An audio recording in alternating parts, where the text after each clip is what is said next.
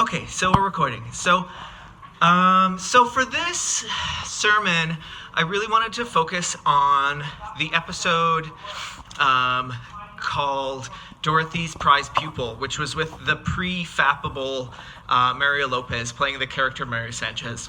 And one of the things that I found really, this episode was like problematic in a bunch of ways, and specifically in the ways that Blanche keeps referring to the antebellum South and like her family's history with the antebellum South in like super favorable ways, or like in acknowledging the problematics of slavery with like super flippant and dismissive comments.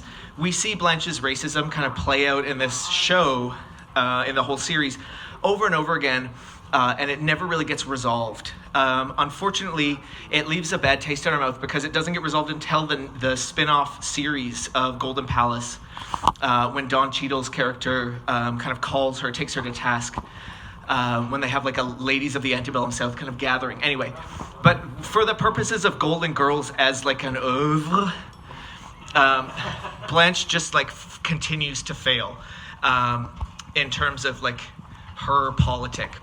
And specifically in her relationship to her like unacknowledged racism. She sexualizes black men, but is not willing to face her relationship to and benefiting from the history of slavery that her family participated in.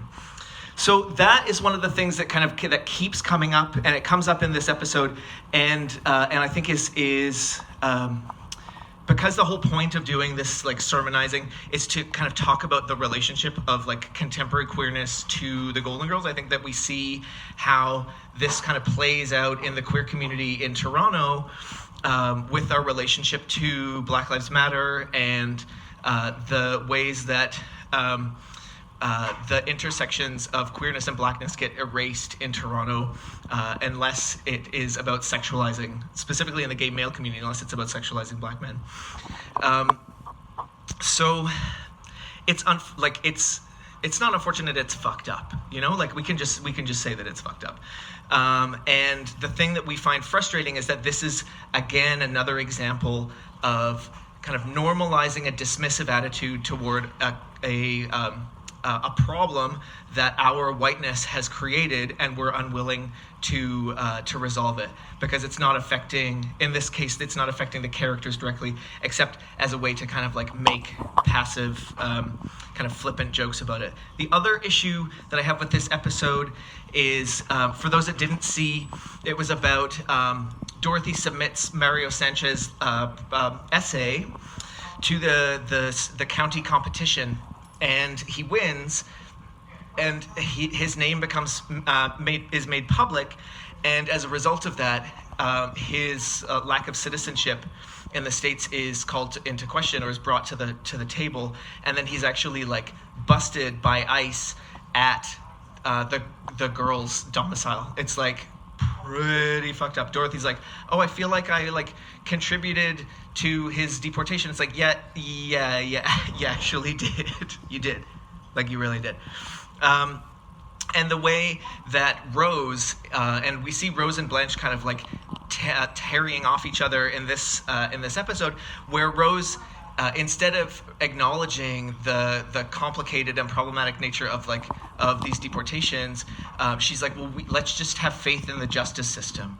And I think this is one of the episodes that I'm the most disappointed in that it has like this continuation of a dismissive attitude towards like an ongoing white supremacy within queer communities, and also within like the girls, and also this like hope that the state is going to protect us, and this kind of unfounded like naive attitude that if we that we've been told, it's this naive attitude that we've been told that the state looks out for us and cares about us as like a white, mainstreamed, kind of middle class, like, well, I mean, I'm not part of that us, but like, you know, for the generalized Gen Pop audience of the girls in particular, it's like there's this assumption, and for like a Gen Pop kind of queerness that's clung to this show, and I'll include myself as a part of that, where there's like, if we can assimilate enough, then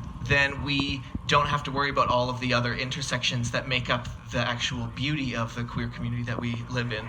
And then holding on to this idea that the state is somehow going to not only care about us, but protect us and work for us as queer people. We see that actually not happening in the case of Mario Sanchez on this episode, and we see that because of Rose's insistence, that they're like, oh, well, let's just put our faith in the state as opposed to try to find ways to intervene immediately.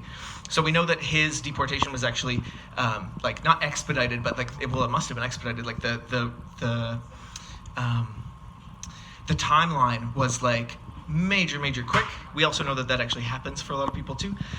But that there was no real concern or consideration in terms of how to interrupt this process in terms of civil disobedience when we have multiple examples of the girls participating in civil disobedience when it's about animal rights, for instance, or environmental concerns. Those are issues that, as white queers, we feel are palatable for us to actually get up and have something to say and fight the power and stick it to the man. But when it's about members of our own community being torn from us and torn from the families that they've built and created here, we decide that it's not important enough for us to put our actual bodies on the line. So I just want to say that this was a sad day for the girls, and unfortunately just another day for whiteness and white supremacy. So let's try and do better. I'm going to work on it myself. And we'll see how it goes.